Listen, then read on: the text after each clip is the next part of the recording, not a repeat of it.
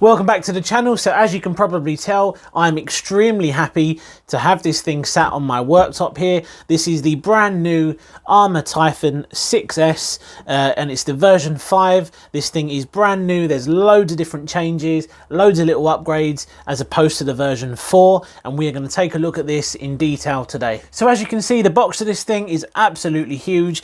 It pretty much takes up the whole of the worktop here. You can probably barely see me as well on the camera. So what we're going to do is take all the bits out, get the buggy out, put it all on the worktop and get rid of this box, because this thing is absolutely huge and it's just taking up all the space. And here it is then. Now look at this thing. It is absolutely gorgeous, but not only that, it is quite big. Now I have had 1/8 scale buggies before, but this thing just looks and feels a lot bigger than anything I've had in the past. Now the fact that this thing is built for speed, it is reassuring to know that this has some decent weight behind it. I've got a feeling this is going to be very stable compared to some of the other RCs I've had over the years. Now we are going to take a look at the buggy first, so I will put the transmitter and all the other bits out the way. We're going to talk about some of the changes that have been made on the version 5.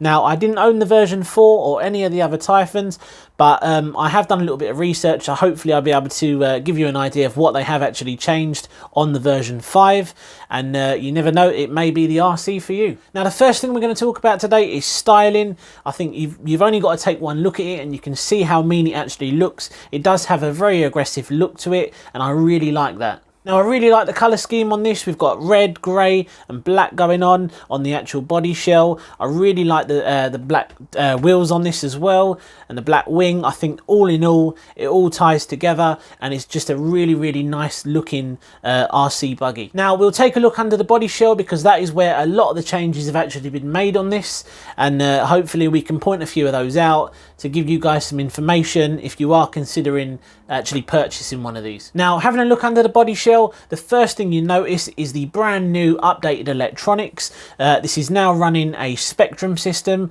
This is the Spektrum Firma 150 amp ESC and motor combo. I believe it is a 2050 kV motor as well. There's also been a couple of changes elsewhere which we're going to talk about. The next thing that you can actually see as well is the servo. Now that has been updated and that is a little bit more powerful as opposed to the last version. Now taking a look at the servo on this, now this is also a unit by Spektrum. It is digital, it is waterproof, and it does feature metal gears.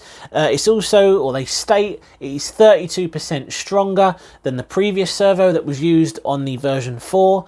And it's also 5% faster. Now I won't be able to compare that because I didn't have the version 4, but obviously it's nice to know that they have made a few changes when it also comes to the servo. So let's talk a little bit more about the ESC. Like I said earlier, it is a 150 amp unit. It does come with twin IC5 connectors, which is Spektrum's own take on the RC connector. Now they are very similar to your XT90s. They're not compatible, but they are compatible with EC5. They are backward compatible with those, but if you want to run XT90s, you're going to have to switch those out, which is probably what I'm going to do, but we'll talk about that in a moment. But if you do decide to, stick with the IC5 connectors, they do also feature the Spektrum Smart Technology, which again will allow you to obtain certain telemetry from the vehicle if you decide to use their smart lipos. Now the issue with the Spektrum Smart lipos at the moment, especially in my opinion, is that they are a little bit too expensive. Okay, you get your telemetry and all that sort of stuff, but is it really worth all of that extra cost? I'm not sure. I think you can definitely get the same performance, or if not more performance, from other types of lipos or other brands of lipos for a lot less money. Now since we're talking about lipos, this is the perfect time to give a massive shout out to OVONIC. They were kind enough to provide me with the twin 3S packs that I'm actually going to be running on this. Now we are going to be using two of their 5500 milliamp 50C 3S lipos, which will give us 6S in total, and I'm hoping using these, this thing is going to be a rocket ship. Now back to the buggy then. Now another issue is the cost of the IC5 connectors. They are a little bit more expensive than some of the XT90s, or some of the other connectors that you may choose to run. They are still quite expensive. It just seems to be that anything with a Spektrum logo on it, it's just a little bit more expensive these days. Now don't get me wrong, I agree, if you're paying a little bit extra for something, the chances are the quality is going to be a little bit better, but I can't say I've ever had any issues with running XT90s, and as nice as these are, I think it'll be a little while before I convert all of my Lipos over to IC5. Now looking at the brushless motor then, now it is a 4074 sized brushless motor. It is 2050 kV, very, very nice. Again, that is a Spektrum branded motor. Just like the rest of the electronics on this, everything has the Spektrum logo on it. Now they have actually upgraded the receiver and transmitter on this as well, but we'll go over that in a little bit more detail in a moment. Now the next thing they've done is actually give this a slightly larger receiver box. I believe they've actually changed the input gears, or the way the input gears are attached, something along those lines. I haven't read into that too much, but they have made a few changes when it comes to the input gears. There's also a plate on the top there that says EXB compatible, so I'm guessing there are some EXB parts that will actually fit this, which again is really, really good, especially if you're going to be bashing hard with this thing. I've heard a lot of the EXB parts are pretty much bulletproof, so it's nice to know that this is definitely upgradable. So I'm pretty sure we've covered most things when it comes to the buggy itself. We're going to put this away for a moment because we're going to talk about the transmitter and receiver, and we're also going to take a quick look at some of the other extras that you get included in the box. Now taking a look at the transmitter then, now this comes with a brand new SLT3 transmitter, again by Spektrum. Now I've heard this is a massive upgrade compared to the last one that you used to get with a lot of the ARRMA vehicles, which was the STX2, I believe. I may be wrong, but I'm pretty sure it was the STX2, again by Spektrum. Now that thing was absolutely horrible, if I'm honest. I did have one. It actually came included with my ARRMA Granite. Horrible unit, horrible thing to use. It used to lose signal, it was laggy, it was glitchy, it was just a horrible transmitter to actually use. Not long after, I actually switched over and I started using my own transmitter and not the STX2, so I'm hoping that this updated transmitter is really, really nice.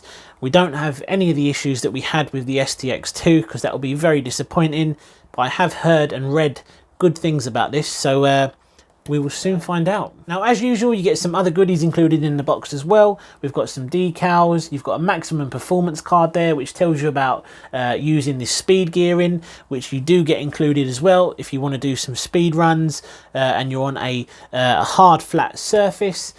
Be sure to not use the upgraded pinion or the high speed pinion.